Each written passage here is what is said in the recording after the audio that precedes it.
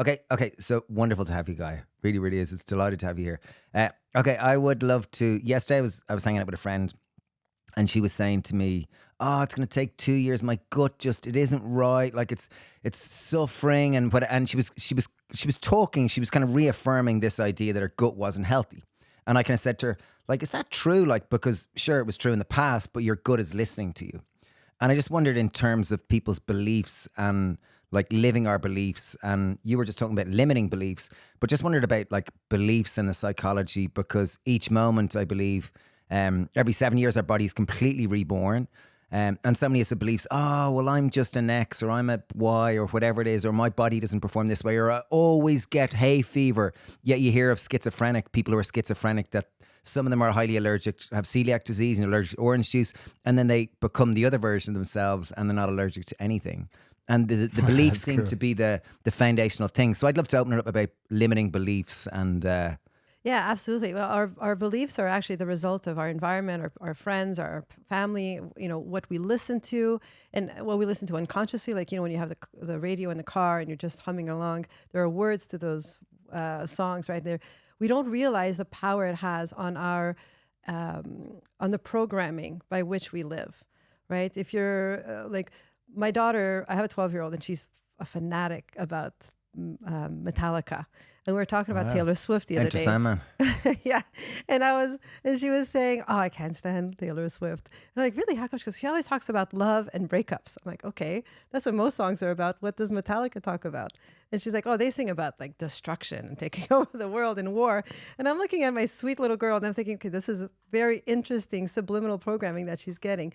But if you meet her, she's also a very powerful character. Like she's 12, but she is strong. She knows who she is. And this is how our beliefs come in. It's through what we listen, from what we listen to, what we read, what we surround ourselves with. And every time we make a statement, we're actually telling the world a belief about ourselves. And that belief holds expectations of behavior. It holds expectations of emotions. And we live to those statements. So, and a statement being like, I am for instance, not good at whatever. Yeah, exactly. Like I'm not good at this, or I'm stupid, or I can't lift heavy. I can't eat red peppers. Yeah. Right? Now, if we're constantly telling this becomes our Bible for our handbook for how we live, and we will in micro ways make it a reality. So it's not necessarily like if I say I can't eat red peppers, that my body's going to reject red peppers. But what we unconsciously do is we start to take all these other mini steps that we know lead to a red pepper intolerance. And so we become intolerant to it over time. So as a 5-year-old, we might have been tolerant. As a 25-year-old, we might no longer be tolerant. But it's the little micro decisions that we do that lead to that belief becoming true. Yeah. And that it's almost like it adds up, like as exactly. Cumulative. It's yeah. Like if I'm allergic to red peppers, will I subconsciously avoid them in the supermarket, or I subconsciously avoid them in other things? And I'm constantly like subtly to my body reaffirming, you're allergic to red peppers. Yeah. Whereas it might not be the case. But you might start avoiding other things that are connected to the same, nutrient makeup that a red pepper has, right? Yeah. Like green peppers and yellow peppers and whatever else. And it just, your body does become intolerant to it over time if you've never had it, right? Like the first time I had quinoa, I couldn't eat it. Like I got sick over it. Now I eat quinoa, I'm completely fine because there was a shock to the system of having something I never had before. So I think belief systems, like we're using food as an example, but everything's the same way.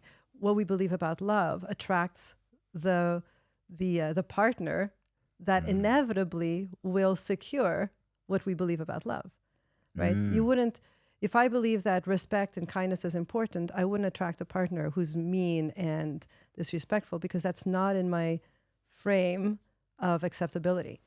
But if I say love is, comes with kindness, but unconsciously I'm actually fearing that it comes with meanness, then I will always attract that partner that's a little bit of a jerk. Yeah. So it's always subliminal.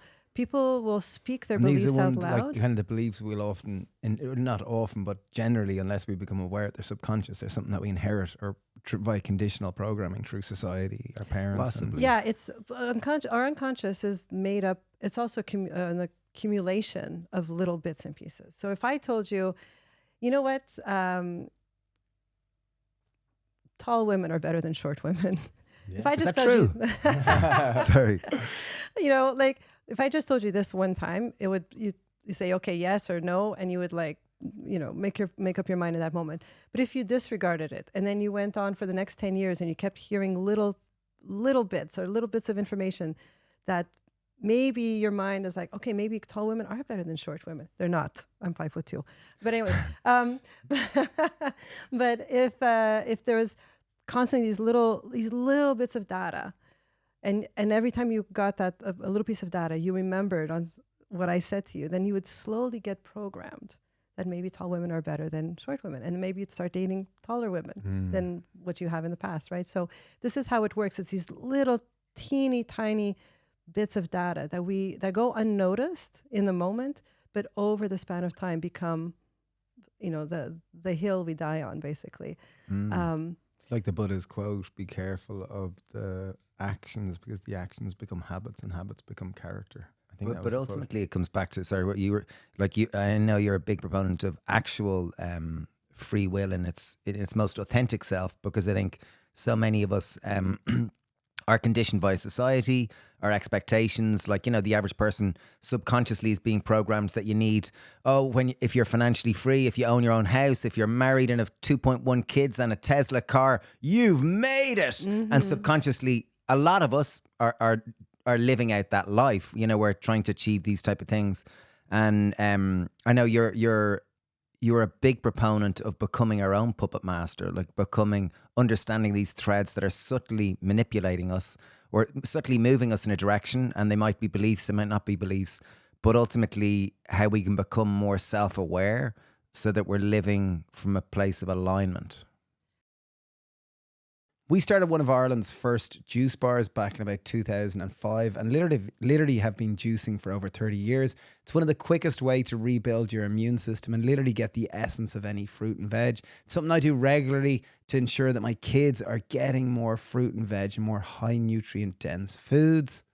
Yeah, we've partnered with a company called Nama Juicers. They make incredible quality juicers. They've innovated the standard juicer. It's an upright masticating juicer with a hopper. That means that you can juice hands-free. So you simply load the fruit and veg up the top and you don't have to, you just step away and it juices itself. It makes super high quality juice where the pulp literally comes out dry and it's easy to clean. They come with a 15-year warranty. They're offering you 10% off with the code HAPPYPAIR10. That's simply go to namawell.com, use the code HAPPYPAIR10 for 10% off at the checkout. Wonderful juicer, couldn't recommend them more. We're all about nature, health, and living a natural way of life. Back about 8 years ago, a friend, Tony Riddle, suggested I have a pair of shoes, lads, that are going to transform your life. And it's like, go away, Tony. They were a pair of Vivo barefoot shoes. They really were. They're amazing. They're minimalist, they're eco-friendly, and they're designed to let your feet move as freely as they would barefoot. It's about getting closer to nature with every step you take. They really are amazing shoes. They come in ranges for men's, women, for all aspects, kids. They're a B Corp company, which means they're certified as being people working in a sustainable manner. Amazing people. We've hung out with them loads, and they really are at the forefront of health. We believe in them so much that we become ambassadors. It's all we've worn for the last 8 years, for running, for streetwear, for, you know, they're even tuxedos. When I wear a tuxedo, I got a nice kind of formal pair. So they do offer a full range. Use the code HAPPYPAIR20 to get 20% off your next pair. And even as soon as I've got a baby girl, Fia, she's 8 months old. And as soon as she starts walking, I will definitely make sure she starts with a pair of Vivo barefoot shoes, because they have a wide toe box, a minimal sole, and they'll really help connect her with nature and her natural movement. Research has shown that if you do wear a pair of Vivo barefoot shoes within a number of months, your foot strength will increase by 60%. So yeah, so check them out, 20% off with the code HAPPYPAIR20 at checkout, vivobarefoot.com. So, I believe that within all of us, there's two voices that are always speaking. There's a really loud voice and a really soft voice. And the way I describe these two voices is that one is like our divine self, our innermost truth, and the truth that is eternal. It was there when we were 5 years old, and it's there however old we are today. And then there's the loud voice. And the loud voice is always bombarding. It's like this roommate that takes space in our head. And it's always justifying, and it's giving us examples, and it's going back to the past and saying, well, remember that other time, or don't trust this person, or like it's always feeding us what serves our ego. And our ego, I'm not talking about like this insecure, arrogant ego. When I say ego, I mean like our identity, how we show up to the world. And it feeds that element of how we want the world to see us for our benefit, right? Now, remember that from a baseline, we are all under a program for survival. So what do we need for survival? We need security, which is certainty, and we need belonging, which is we need to belong in a community to know that we're safe, that we're not alone in the forest with the saber-toothed tiger.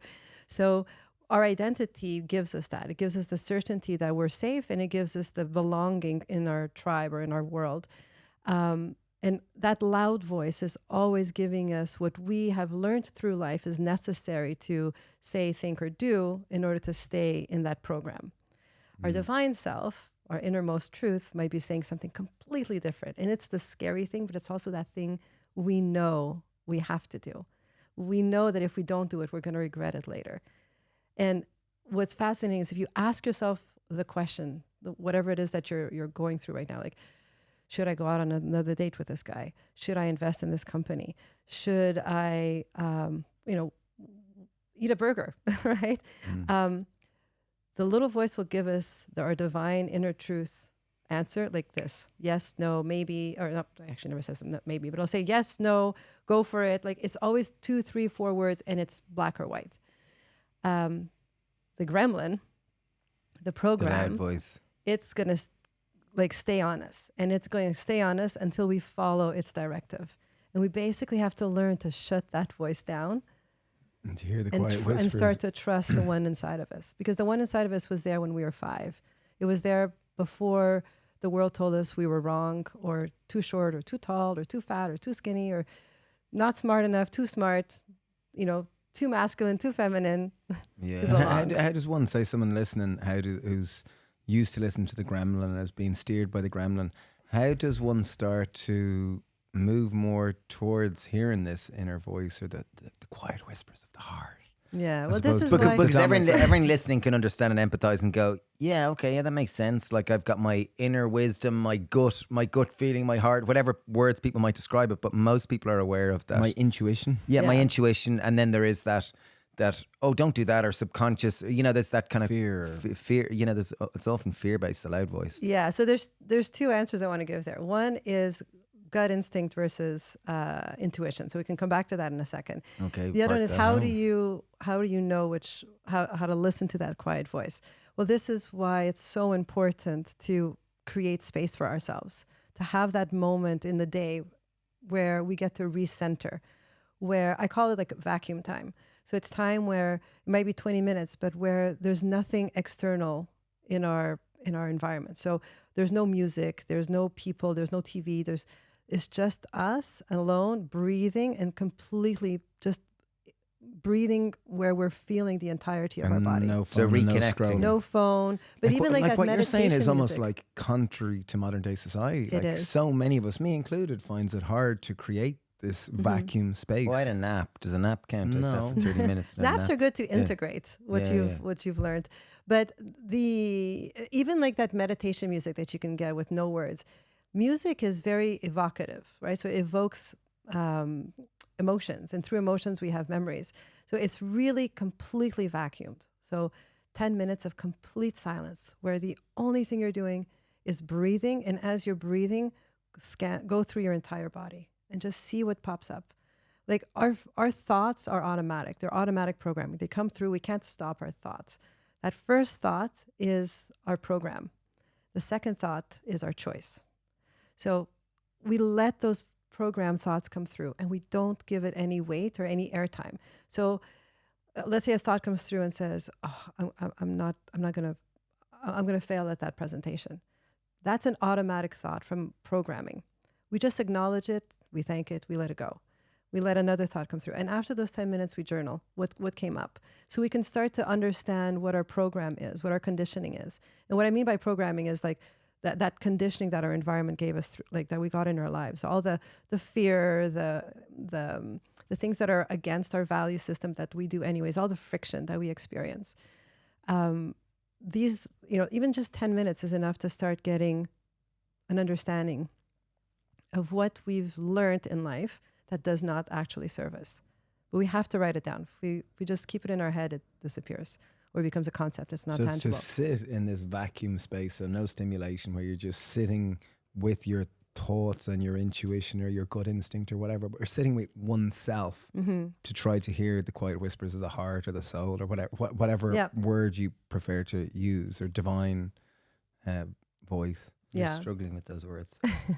But there's many different ways. Ways to articulate the same sensations, ultimately there. It's so important to do. And what I've found happens when we give ourselves the time to do this. Like, there's actually a really excellent book called The Presence Process by a man called Michael Brown. Oh, I remember it. Yeah. So I'm kind of breaking protocol by talking about this book, because in the book, in the first few pages, he actually openly says, do not talk about the book, because the book is about shedding that ego, right? It's about shedding that identity that we live up or live down to because society created it for us, right? Life created it for us.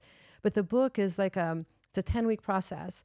And basically every week you get given a mantra to use throughout the day whenever you're facing yourself. Like whenever you're triggered or you're uncomfortable, you have this mantra, and it's a different mantra every week.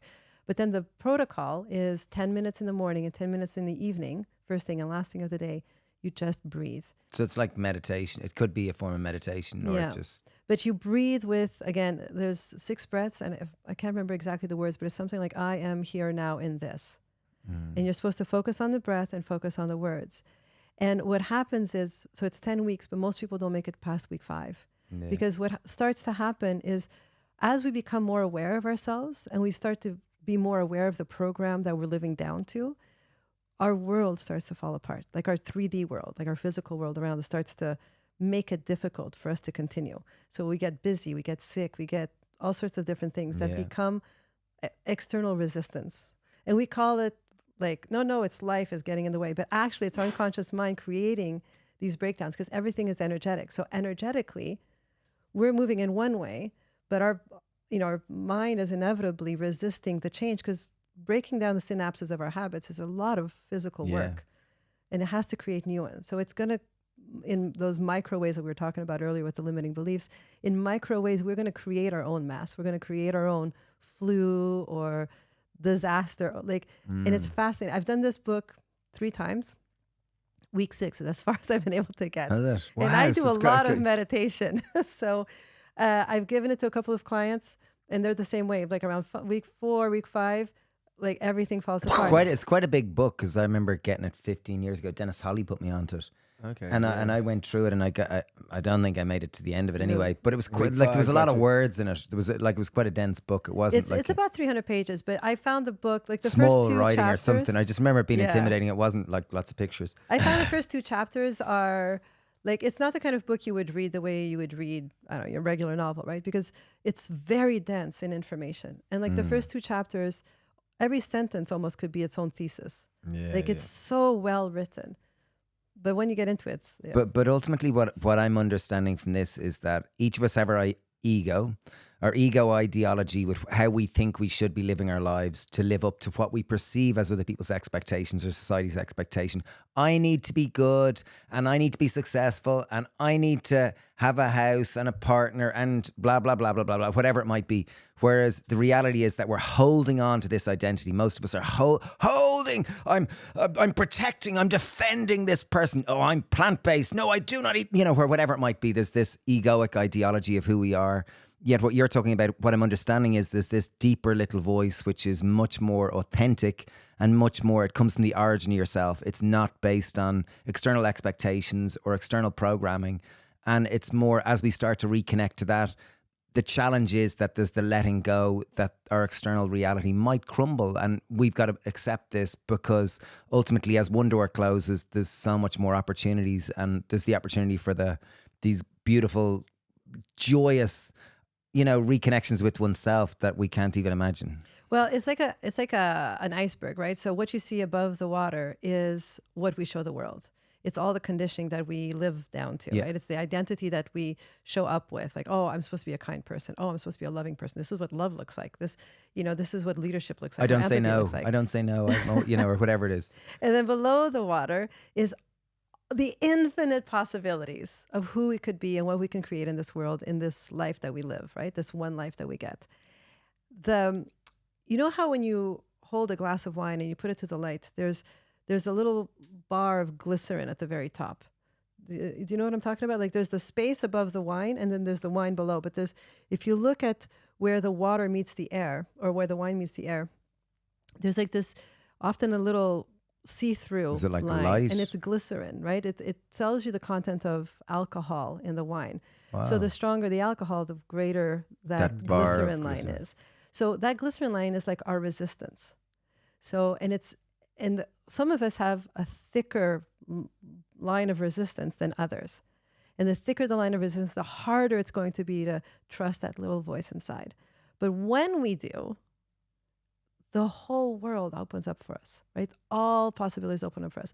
Like all those people we follow, the big names, they're regular people. They start out as regular people like us.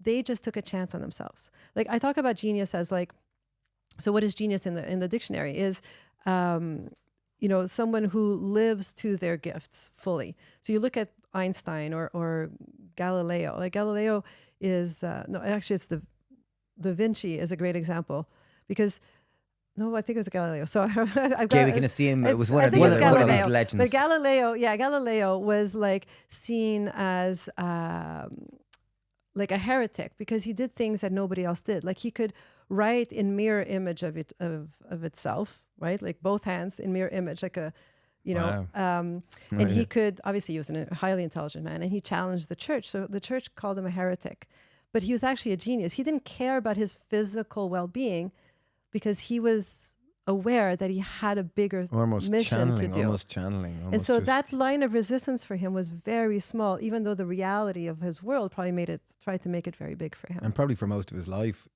was extremely challenging. It was only when he died that people was like, Not even. He was only pardoned as a heretic in 1994. So like 600 years he was seen as, an opposition. But I think that's the same with so many quote unquote geniuses, that their life was really challenging, and then it was only in their aftermath that they've been celebrated. And oh my God, this person was a genius because they were so counterculture. So they challenged the need for certainty and the need for belonging because they were here to do something bigger. They were here for growth and contribution to humanity and personal growth. I absolutely need to understand the laws of physics or the laws of architecture or whatever it is that their gift was, right? And it's in that side of the pendulum of human needs that we find fulfillment, that we find our joy. It's when we allow ourselves to challenge our physical safety, because what's inside, that message that we're here for, that purpose that we're here for, is louder than security. So, and very few people who really fully commit to that inner purpose fail, right? Like these are the people that we read about. They're not different. They just chose to challenge their security, their physical security or their belonging, because they knew they were here to do something even bigger. And it's worked out. Now, does it work out for everybody? No, but it doesn't work out for the people who are not 100% committed. Like 100% commitment is actually really it's really difficult. hard. It's like risk and reward. It's like, are you willing to listen to this voice that's going to lead you down a path that's uncomfortable? It's like anything in life. It's like typically the best things come once you embrace discomfort and you sit through the dark night of the soul. It's only then that rebirth occurs. But we live in a very comfortable society. Like yesterday with a conversation with a man who it wasn't until he got really sick, and kind of was facing death, that then he kind of metamorphosized, transformed into a completely different way of looking at life, you know. And very often it does take a loved one dying, a cancer, a heart disease, whatever it might be. Yeah, death, divorce, or disease. Yeah, one of those, and then death. and then someone goes off to the Camino, and then they come back, and it's like, oh my God, I see life through. It's well, and that's the thing. Most people, it takes a life disaster. It takes being at the bottom of the pit for them to make those changes. Yeah. And we, historically, life talks about like midlife crises. Yeah. And more, there's 25-year-olds having, I guess, quarter of life crises. But they're actually not crisis, right? Because the Japanese word, what's a crisis? It's also an opportunity. It's the same word. So it's actually midlife awakenings or early life awakenings. Awakening, I And think, is a that's lovely what's- way of looking at it. Exactly, because you cannot wake up if you're not first asleep. So most of us have been living like an asleep life. And the asleep life is the program. It's the conditioning. It's what society tells us to do. And when we get to that point of high friction, we just can't do this anymore. We've got nothing to lose because more discomfort is more discomfort. That's when people typically change. And it's people change when the comfort, when the pain of changing is less than the pain they're in. Yeah. The problem is that a lot of pain is familiar, and familiar is that devil you know. And so people will often stay in that pain for years or even decades because they're familiar afraid with of it, and change, it becomes a part of that identity, right? It becomes a part of their belief system, and they become convinced that this is the only way it can be for them. But again, all things are energy, and if you can go down the layers. So the first layer is the physical world, what we see around us. The second layer is our intellect, and the third layer is our spirit. If we can allow ourselves to just, for instance, a vacation, going on holiday, you change your environment and you start to feel different. You Yeah. start to think different. But most of us don't go on holiday long enough to actually become different internally, which is why, plant medicine ceremonies and things like that are so popular, because in 7 days you can go through this 3 levels instantly. Now, do you come back, having completely rewired into your divine self? I don't know that that's really happening. I think a lot of it becomes a new level of understanding, but not necessarily embodying. Yeah. But at least it opens the door to start listening to that inner voice, because once you experience it, like if you experience it in a plant medicine ceremony, you can't not know it. Does that make sense? Yeah. And it's often, or is it, am I correct in saying like listen to this divine voice or listening to the quiet whispers of the heart, whatever way you want to call it? It's almost like living in flow would be a more tech logical way to express this, but it's almost like living in flow where there's less resistance, there's less conflict, and you're kind of more aligned. In essence, is that correct? This is a good point. Like I'm really enjoying this because I think it's so central to every aspect of life, because so many of us, me included, there's fear driving it's behind the wheel quite a bit because you're keeping up pretenses, you're holding on to what you have. I hope no one finds out that this is all, it's like as Lao Tzu, the great philosopher, says that like if Is this a direct paraphrase? no, this is My friend Lao Tzu. my good old mate, your man's Lao Tzu down in Bray. He says that like most of us are going around living life with such certainty, but if they were much more self-aware, they'd realize that we're all walking on sheets of ice and at any moment it could crumble.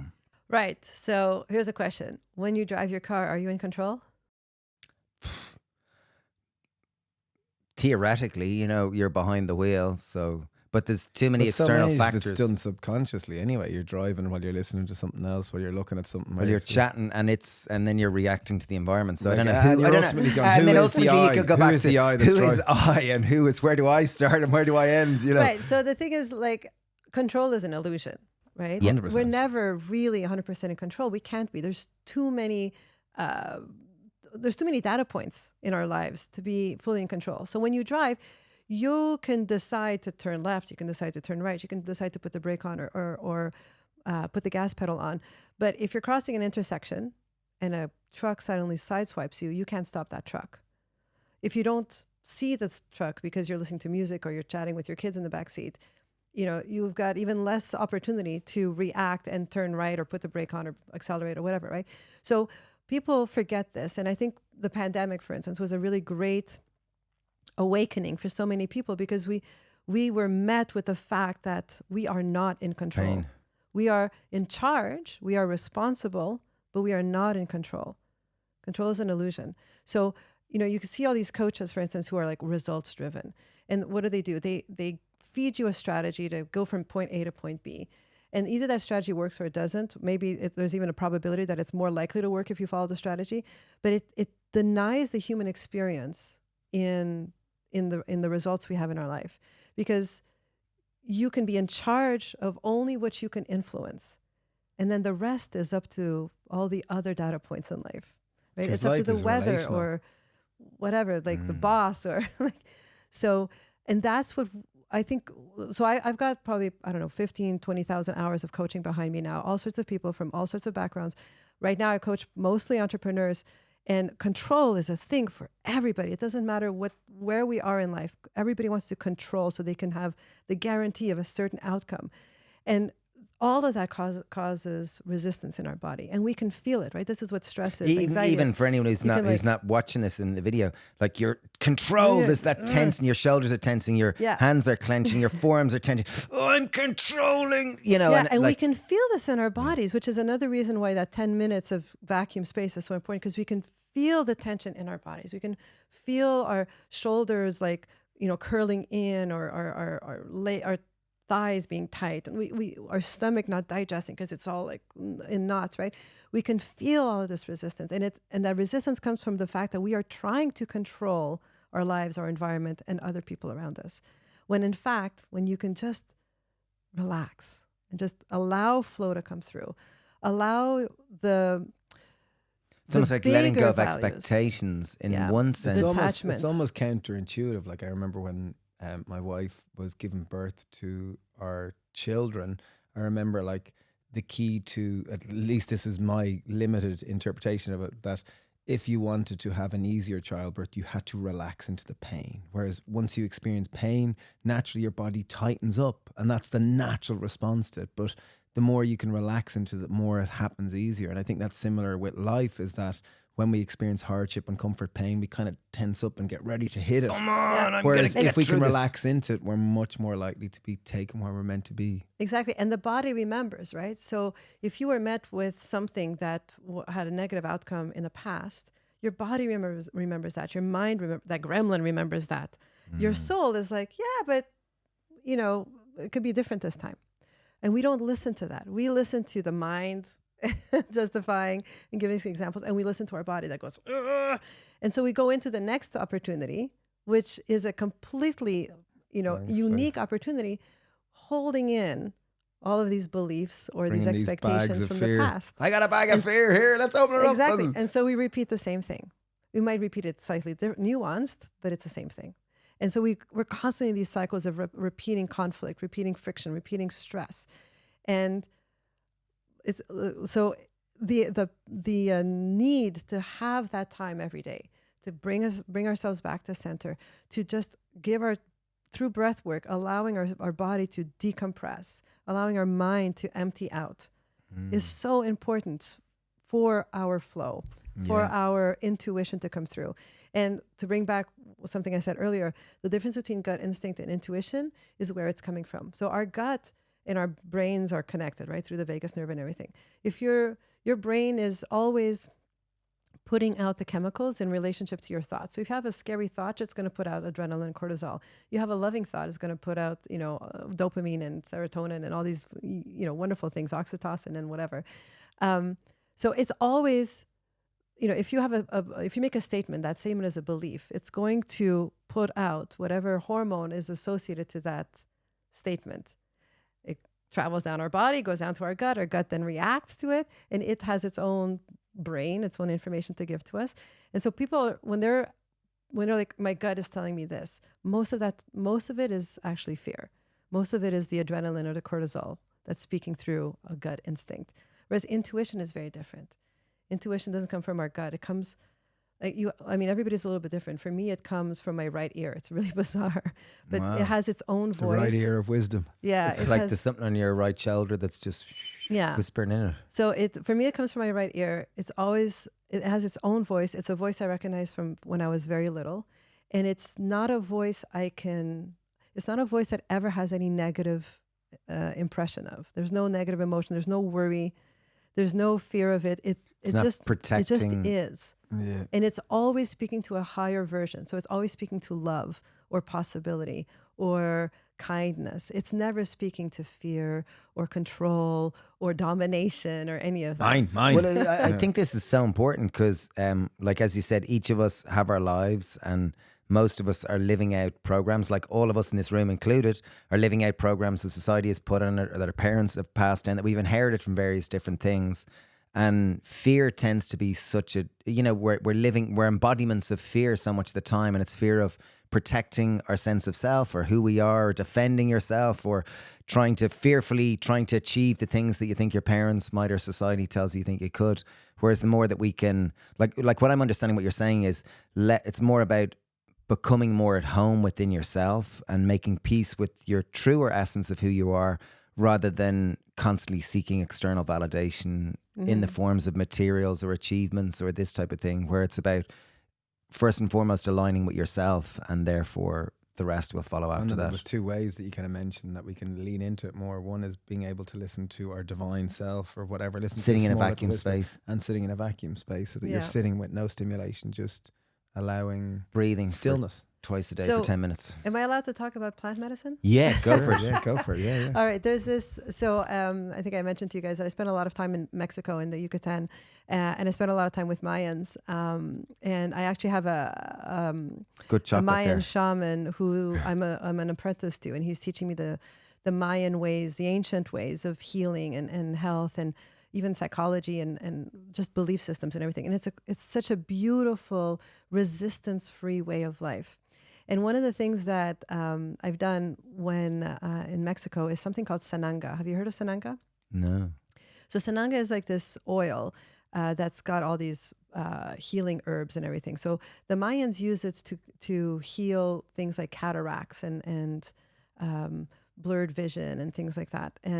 But actually, there's another purpose to it that people would use ceremonially, and that is when you put this in your eyes, it hurts. Stings. Like I think I do acid, know. right? Like it is the most painful thing you could willingly choose to experience. Wow.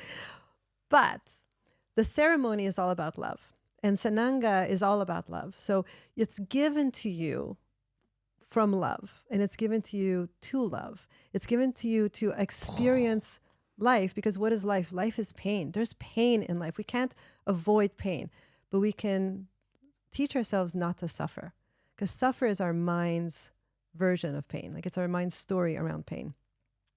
Love is the letting go of the story. It's the letting go of the suffering. And so what's fascinating about sananga is when you put that in your eyes, so you have your eyes closed, you lie down, obviously, you put like 2 drops, one in each inner eye, or inner side of the eye. And then when you just breathe, and like the more you exhale, our body relaxes on the exhale. So you exhale as deeply as you can. And you do 2, 3, 4 breaths until you feel like your body's completely relaxed. And then you open your eye. And then kaboom. The first time I did it, I literally jumped out of the hammock and swore like a sailor. And I rarely swear, so this is a big deal. But it only hurts as long as you're resisting the pain. Because that resistance is the suffering. That resistance is the conflict, the friction, the stress. It's everything we feel in life that we don't want to feel in life, that we're programmed to feel in life, that gives us our limiting belief systems, right? The second you accept it, like the second you remember, and they're telling you the whole time, this is just love. It's Mother Earth giving you love. This is her tools to teach you about the wisdom of life. This doesn't feel like love. This is. But love the second you can connect to the love, the loving energy that you're doing this for, that you love life, that you will willingly take the pain of life to experience life fully. Like this, it disappears. The pain disappears. How long did it last for you? The first time, I've done it several times. The first time, the pain probably lasted, I don't know. You know when you're in pain, time is like... Time is deep. Time is different. Like it could have been a minute, but it felt like an hour. I don't know. Could have been 10 years. But it almost doesn't sting anymore. Like now when I do it, it's like a 2-second like wake up, because it's like, woo. And then I can tap into it right away. And it's such a powerful thing to learn, because we do have all these things in life where we experience pain. Going to the dentist is always a painful part of life. There's always a experience. struggle, there's opposition. It's just But and it's like, you know, that when you have that thing that you know you have to do, but you don't want to do it, and you just keep putting it off. It's a different type of pain, but it's pain nonetheless. And the suffering is knowing you have to do it and you're just not getting it done. The second you get it done, you're like, oh, it wasn't that bad. and it took minutes. Yeah. Exactly. So that's the lesson that Sananga is really good at teaching you in a very painful way. Well, But you can't not learn it. Like you cannot learn it's it. very You could choose to keep physiological resisting. response. But yeah. if you go with the flow and you follow the ceremony, then you actually learn the lesson very quickly. And then you could start applying it to all things in life. Because Pretty once you cool. experience the healing power of seeing life with love, not with suffering, everything changes around you. Nice one. Nice metaphor. Well, I guess we experience it to some degree every morning going in the sea, because you get down there every morning at sunrise and you don't feel like it nearly every day. And Pretty much every day. Pretty much every day you get in there and that voice goes, I don't want to do this. Why do you do this? So I'm still tired. It's cold. It's cold. The stones are cold. Oh, do I really have to take my clothes off? Do I really have to do this? And then you get in the sea and you make the first few steps and say, oh, this is uncomfortable. And then you get under and then you come out and you're like, you're so surprised that it's transformed you. Oh my God, what a surprise. I feel incredible. And you are genuinely surprised. Yeah. And there's that Even though going you've through done it the- every day for 10 there's years. going through that pain, the initial pain, that initial resistance, which is there. And you're just, oh, hello pain, hello resistance. And you do it and then you always feel much better. Yeah, and it's for it. important You have to to do let those go. things. It's important to do those things that you don't want to do. Because I was reading yesterday that it actually grows certain parts of your brain that make you more flexible in life, more capable in life, more expansive in life. Resilient. So it's important to do those things that cause that the illusion is that it's going to be painful, but you do it anyways because it Yeah. teaches that gremlin to stay quiet. Yeah, Right? yeah. It Sit teaches down, you shut Training. up, you're not driving. Yeah, exactly. It teaches you to go beyond the fear or beyond the pain and to let go of the story that causes the friction, the stress in our lives. Totally. Yeah. One bit I'd love to go on to next is the idea that we're like manifesting has become very popular, a modern day, I guess, word to describe almost what we emit is what we attract. The kind of this law of attraction, or this idea of that Tuning we're- fork. We're tuning forks, so that we're antennas, and what it is that we put out to the world is what we get back. And if we're full of fear and worry, we're going to get fear and worry back. And we put out love, kindness, openness. That's typically what we get back. I wonder if we could talk around this, because I think Absolutely. it's such I an love important this topic. and it's something that's hard. You know, Yeah. it's something logically makes sense. Yeah. However, so much of what we're emitting is subconscious. Yeah, and again, we go back to that energy bit, right? Because there's the mind, and we even we all believe some level of our BS, right? Yeah. Even when we know it's BS, but there's that little filament under, like the undercurrent, and that's what really matters. So when we talk about like law of attraction, the words we put out have energy, and in everything that we say, we're telling the universe where our energy is at. So when we say something like, I want to find my soulmate. Well, the fact that you say, I want to find my soulmate means you don't have your soulmate. And if you believe you don't have your soulmate, then you're in lack. And so the energy is lack. So you can't attract your soulmate because your words are in opposition to what you believe is possible. Does that make sense? Yeah. As opposed to kind of saying, I'm on a journey. thank you for all the wonderful things in my life and all the wonderful relationships in my life. And Yeah, That's it, really. exactly. yeah. Yeah. So, Thanks a million. so even the very construct is of wanting to find your soulmate is down a cul-de-sac or down the wrong road. Or even on the other analogy, a lot of people would be going, oh, well, I want to manifest 10 million euro. Woohoo! And the very nature of that might be that there's lack, that the root cause of it is probably, well, I don't have enough money. I want more But money. it's also, I don't want to do the work. I don't want to put any effort. Yeah. I just want it to come to me spontaneously from doing Just nothing. want to find it there in a bag at the side of the road with my And name some on people it. have that luck. Well, that's great for them. But if we're depending only on luck, then we have no power. And we have no power. What is the life or the universe actually rewarding us for? I mean, reward might not be the right word, but we get out. We get what we put in. So if we're not putting in any energy, any focus, any effort, there's no compensation for that. Right? And society has thought that there should be, right? Like that's what, to some degree, that's what welfare is, or what do you call it in Ireland? The dole? Or Social welfare, yeah, social yeah. welfare. the dole. Some people really literally need that, but there's a lot of people who are getting it for no reason whatsoever, right? Because there are these constructs in society that give us the impression that if you do this, you get that. And so when you get that, you don't have to do anything anymore, right? And so life, as we know it, as a productive person, creating an impact and doing something for ourselves ends, right? That's why so many people die shortly after retirement. Yeah. Because they've worked. Every day they got up with a purpose, and suddenly they don't have a purpose anymore.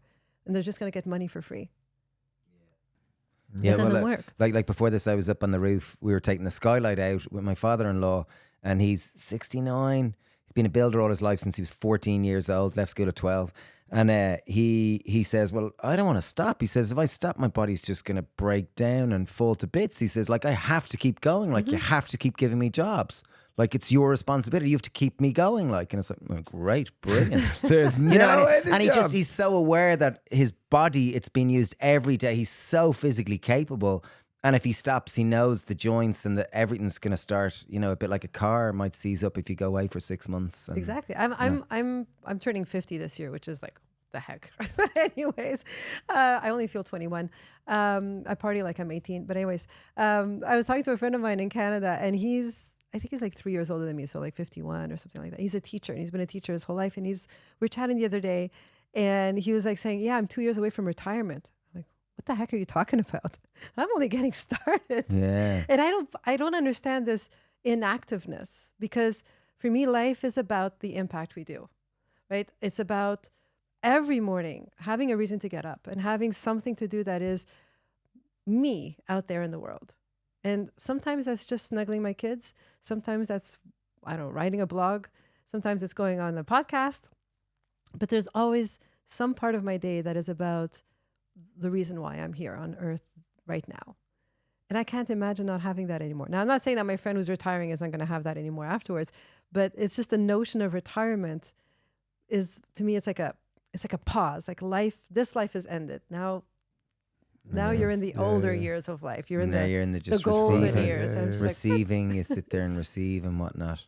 yeah. And so what you're kind of saying there is that each of us at some level have a deeper calling or a purpose. Maybe not a deeper calling, but there's a purpose to serve, or there's a purpose to each of our lives. And there's an aspect of uncovering this. Yes. Yeah.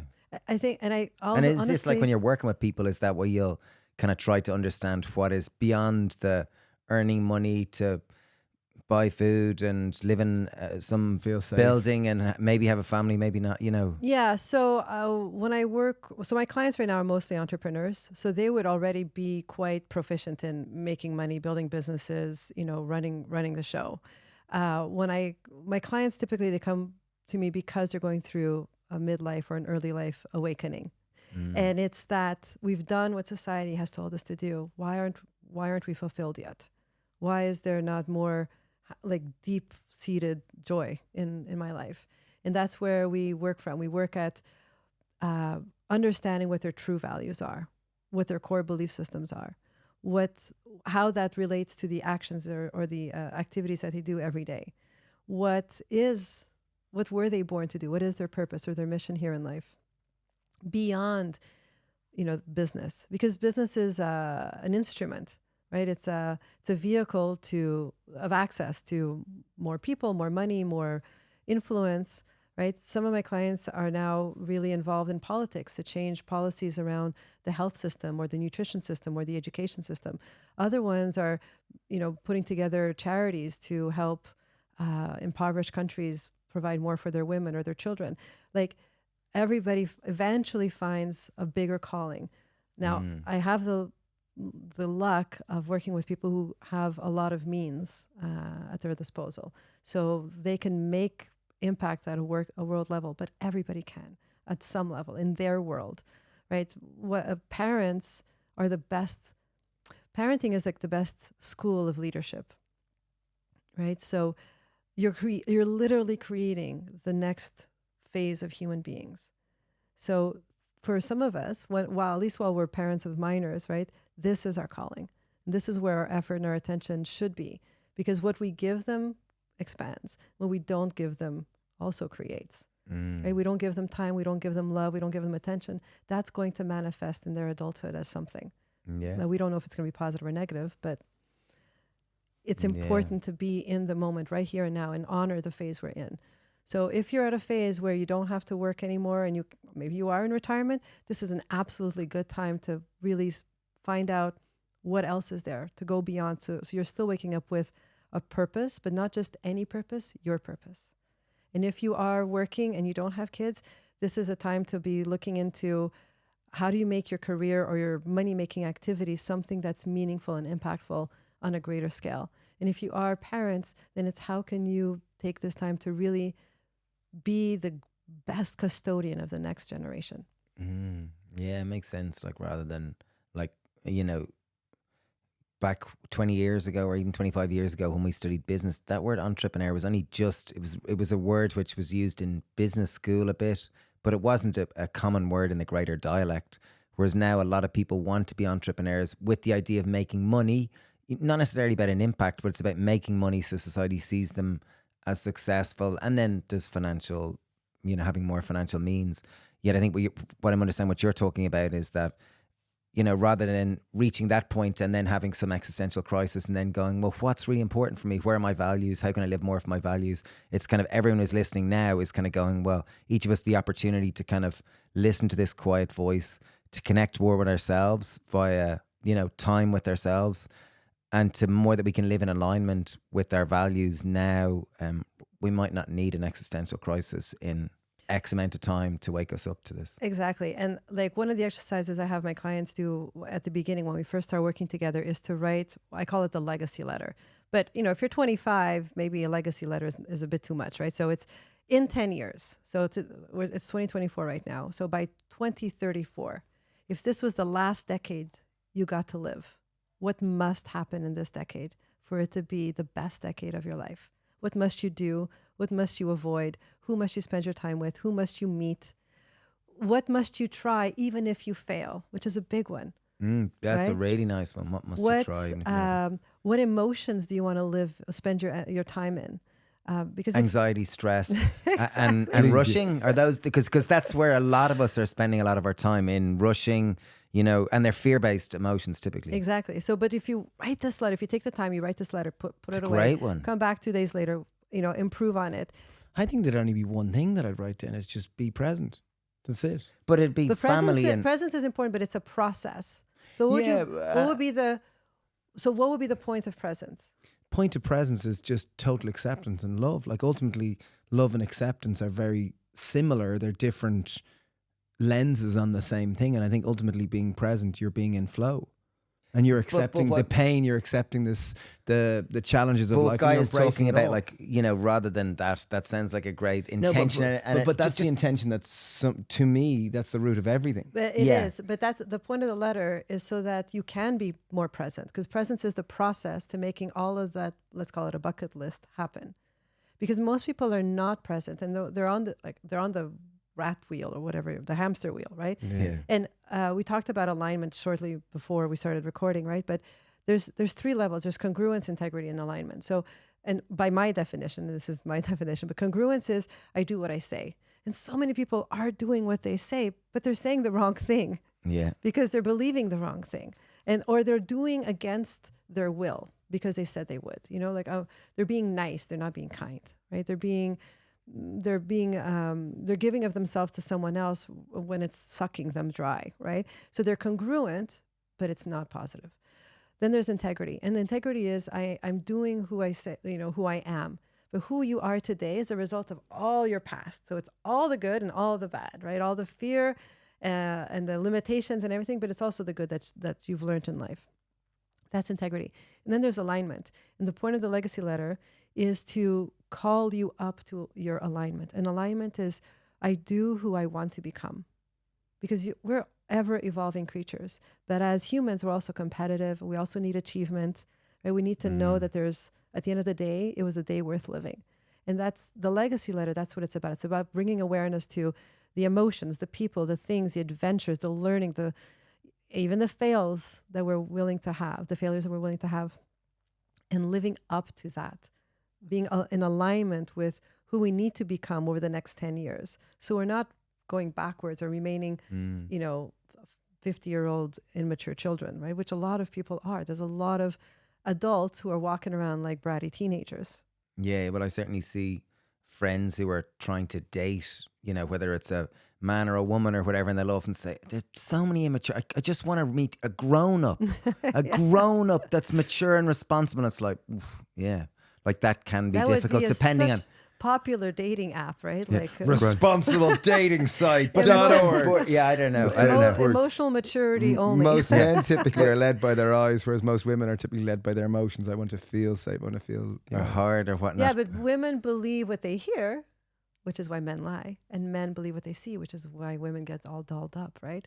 So good one, we're inevitably mismatched, right? Yeah. I mean, it's hard, but I just want to even just come back to legacy letter, because just for anyone who's listening and goes, that's a great idea. Can you just say again what you do? So you're writing down how you'd like to be in 10 years' time, what you'd like to be spending your time. Date, 10 years from today. So today is 2024, right?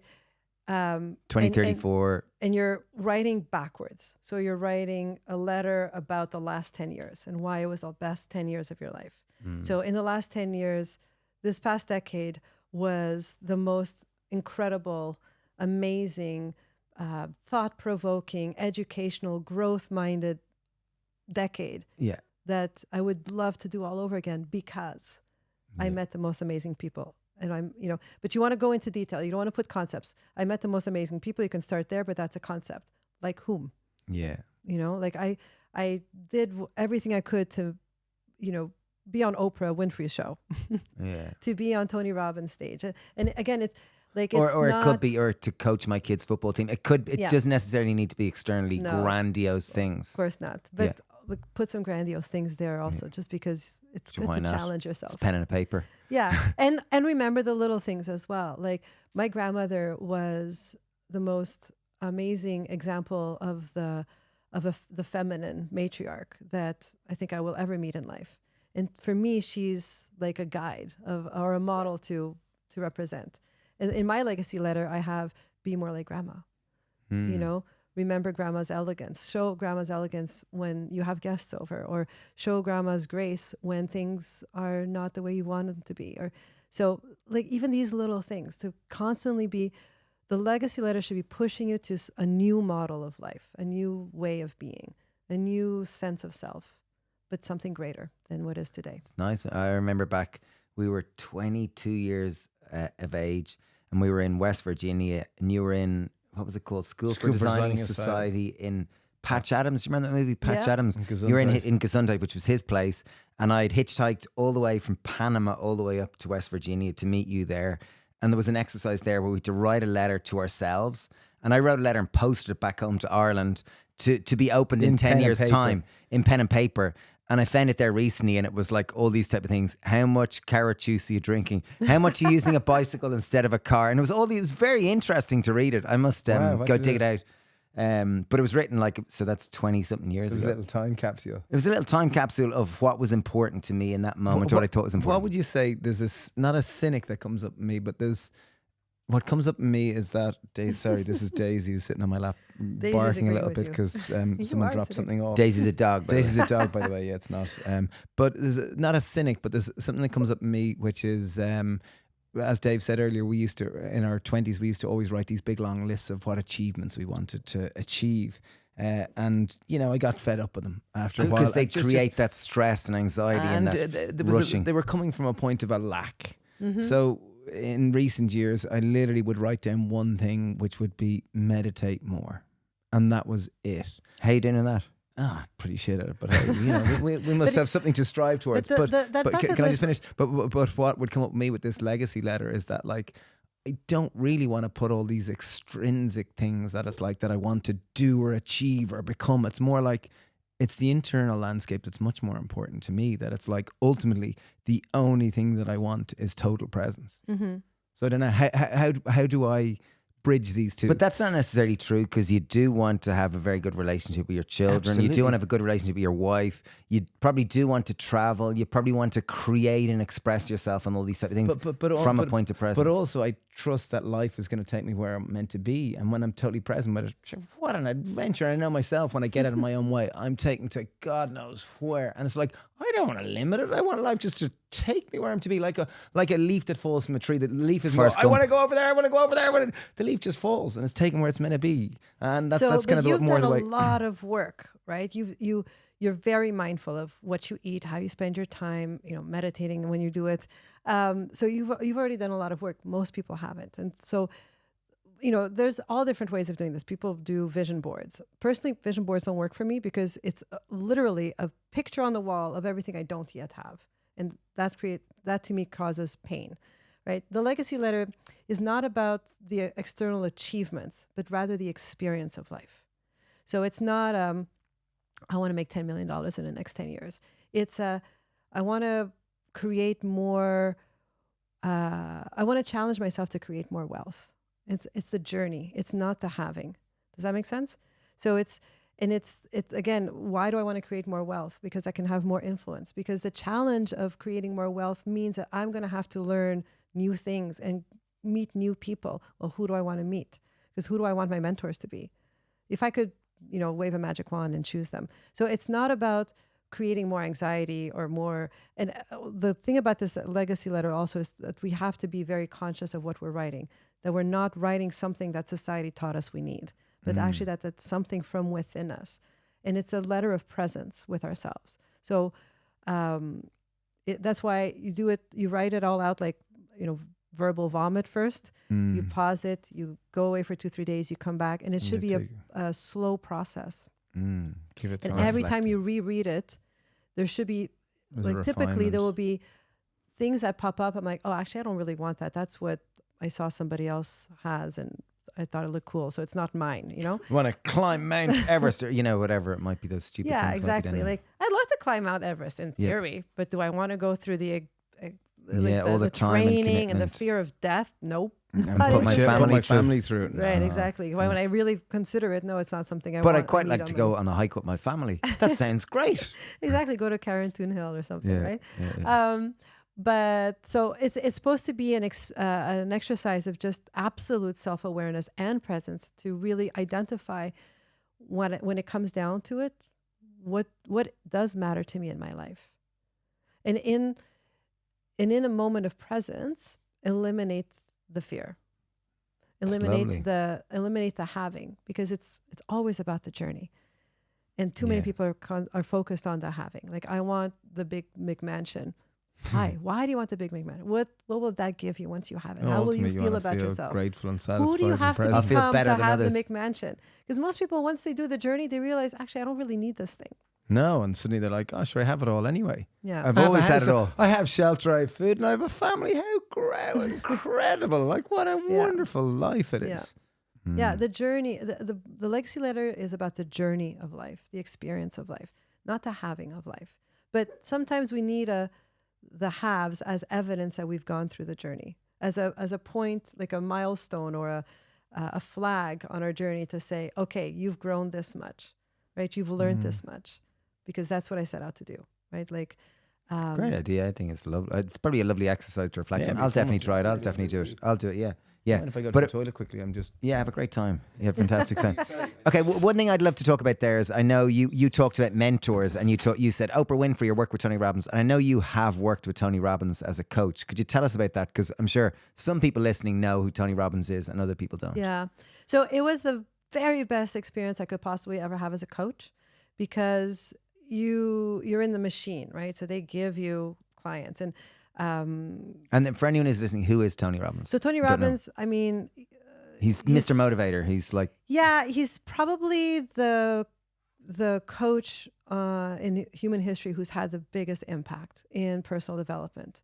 Now, there's lots and lots and lots of coaches with big names nowadays, but he started, like, I don't know, early 80s, I think it was. Like, I grew up watching him on infomercials when I was 8. So he's always been an influencer of my mindset. And, and I grew up in a house that was quite, like my family's extremely loving, but my parents, I don't think they were equipped for parenting, and they had me when they were very, very young, and so there's a lot of stress and conflict in the house.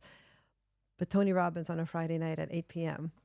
There was a was TV show or something. always, well, it was an infomercial for 30 minutes, so it was always like the little bit of information that I got or education that I had every Friday to show me that something else was possible, that I could change my stripes, right? I did not have to have a family that was as conflict based. I didn't have, and it I could come from wherever I came from and create something even better, right? And so that always was part of my mindset since I was 8. So when I was in high school, massive high achiever, but also massively positive. I believed everything was possible, and it was, and I did incredible things. Like I was a musician. I sang in amazing halls. I competed and recorded with some amazing artists, but life has its own journey. So I got off my track. I also very much wanted a family. So I got on the family track, built an amazing family. Like I have beautiful kids. I'm so proud of them. 4 daughters. 3 daughters. Oh, 3 daughters. I've lived in 9 countries. And as you guys know, I'm moving again internationally in 2 days. So I've had like this incredible journey of life. I still believe everything is possible. And I'm thankful for having been able to work for Tony Robbins, because he was my mentor from the age of 8. And I got to be one of his personal coaches, right? But coaching with him was also an amazing schooling or education and coaching, because you get given all these clients from all over the world, from all different backgrounds and socioeconomic standings. And some are homeless or not. I mean, I had one homeless woman, which is crazy, but I also had let's call it the cream of the crop of entrepreneurs, like the very elite. So you get a wide range of people. And you get 30 And like the homeless minutes. person is probably a pro bono. They're probably not paying Tony Robbins rates. I have I'd no idea, imagine because I it's wasn't just your- I wasn't yeah. doing sales, but you get 30 minutes per session, and you just get fed all these clients. So at one point I had 89 clients in a month, but that's 89 clients in a week, because you speak to them 3 weeks out of 4. And you just go and you go and you go. And I would do, so I have this. And you're helping them overcome their limiting beliefs and We have achieve these their processes. goals and Yeah, achieve all their money and all these. You help them achieve whatever it is they believe they need, right? Or they want. And you get calls where like someone just lost their mother, and then you get the next call, and literally the next call will be like, I just won $1 million in the lottery. Like, and as a coach, you have to be in the client's energy. So you become extremely flexible, extremely adaptable. Chameleonic. And you slightly chameleonic. Yeah, and you become very aware very quickly what's going on beyond the words, right? Because you start to tap into energy and like. That's a gun. What's going on beyond the words? Because we're all going around using words, but realistically, our energy can be read. Yeah, instantly. exactly. So it became a very powerful education. It also became, for me, the motivator to have my own brand, because, like I said earlier, like a lot of results coaches, they work with formulas, they work with strategies, and that's It's great. a recipe. It's almost like a recipe for success. Yeah, so that's great to get someone out of a funk, but it's not great to live life by, because we are not formulas, right? We are unique algorithms. And it's in the magic of finding the algorithm that we find ourselves. So a formula keeps us in the program. And it may be a really great formula. And I have clients who are great at, like, they read a book, they implement the formula, and they go and make another, bunch of money or start a new company or whatever. They're great at that. But they can't go deeper. There's the depth is like, and we go back to control. So many people control their world because they believe the world is a fearful and dangerous place. But so many people control the world to make it look so beautiful and have, always be positive and always be a shining star in the circle of friends, right? And both of those are just a portion of life. It's not all of life. Life is good and bad. Life is pain and joy. And when we try to control to just stay in one little section of that pendulum, we're denying ourselves the rest of the experience.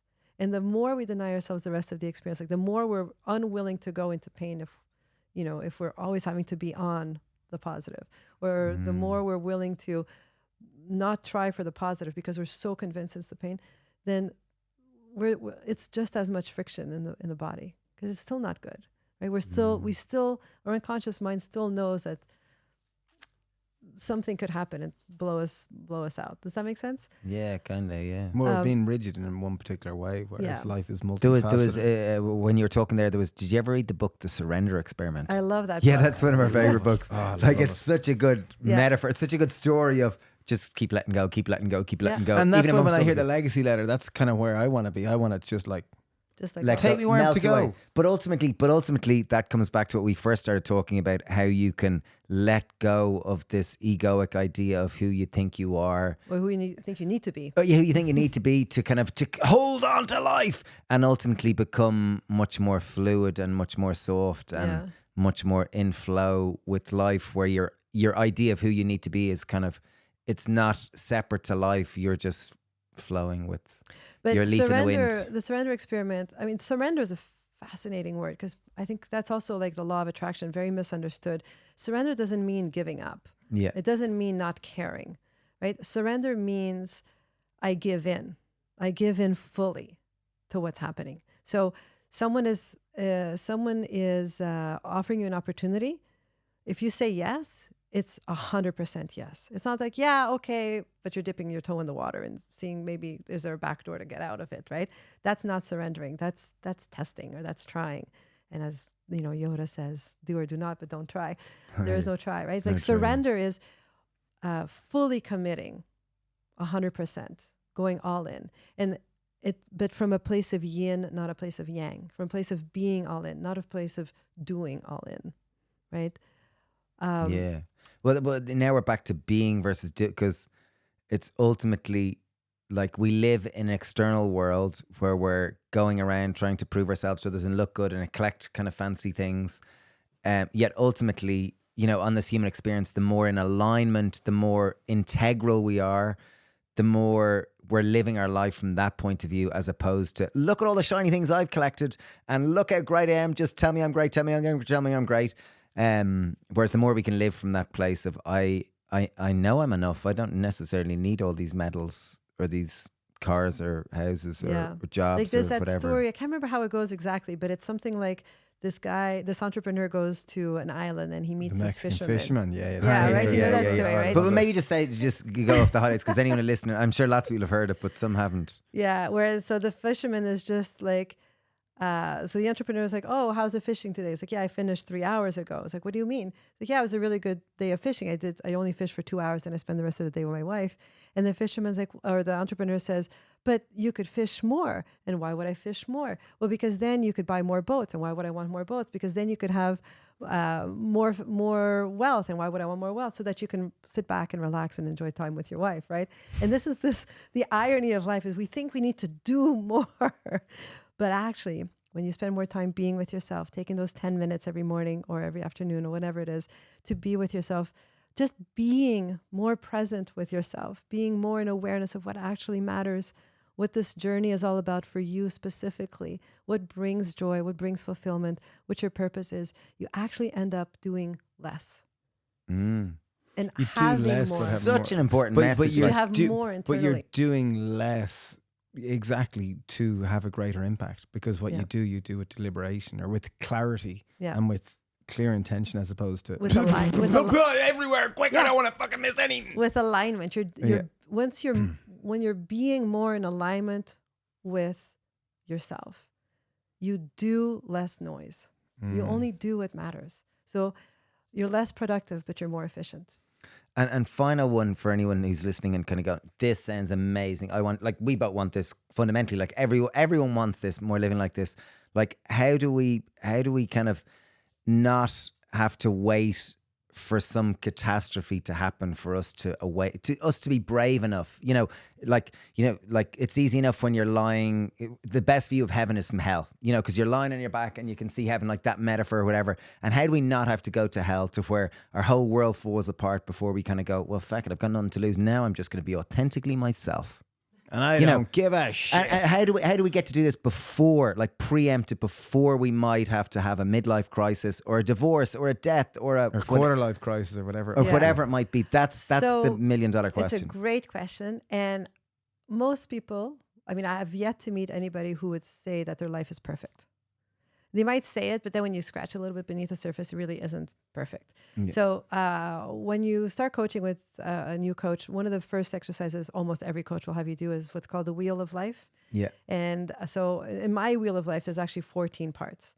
So so there's 14 slices to the pie of life, and it's like how you make your money making venture. So it could, if you're an employee, then it's your career.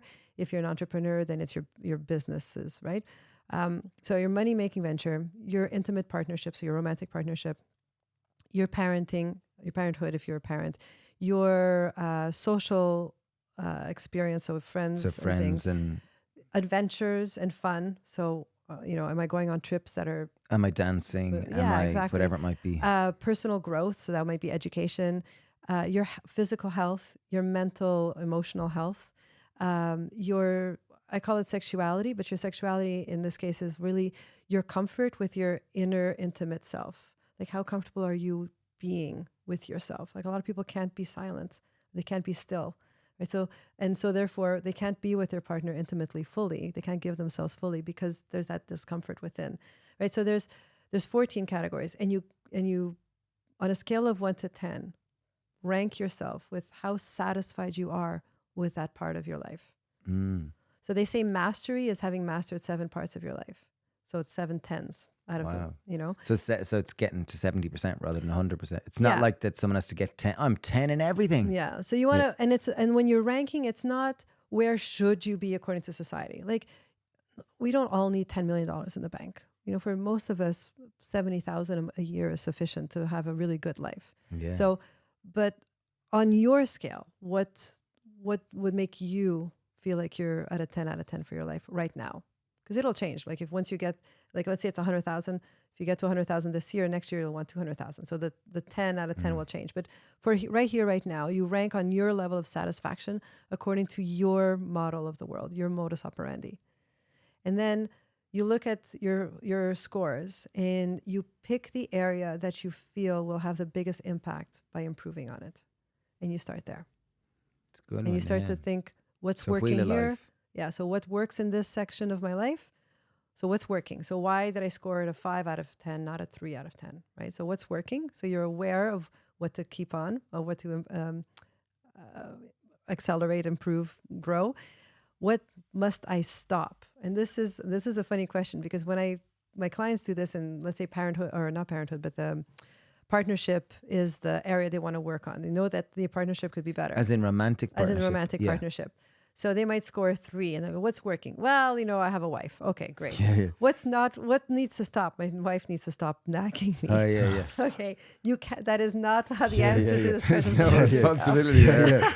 It's her fault. It's Never, his fault. I need to stop Exactly. doing what was pissing my wife off so Yeah. that maybe she won't nag me. Exactly. So what must you stop is what are you responsible? What are you in charge of that you can influence? So it might be my belief systems, my actions, my habits, my routines, sleeping in late, waking up late, or I think that's the same thing, right? Going to bed too late, not eating enough fruits and vegetables, like whatever it is, right? Like what must I stop? And then what would a 10 look like? Because you want to fill in the gap. Puts the cap on the toilet, the toothpaste back on. It puts the toilet seat down. Help with the dishes. Yeah. Foot massages every night. Yeah. Sorry. Or whatever it might be. Yeah. Yeah, exactly. No, but seriously. So what's working? Like, what's making it the score you gave it and not something lower? What must I stop? Like, what am I responsible for in improving? What would a 10 look like? And then the magic is in filling that gap. Full-time foot masseuse. There you go. Sorry, I'm only joking. Yeah, so hiring help. Having someone at home full-time to, fulfill your every whim. Yeah. So that's where I would say it to start.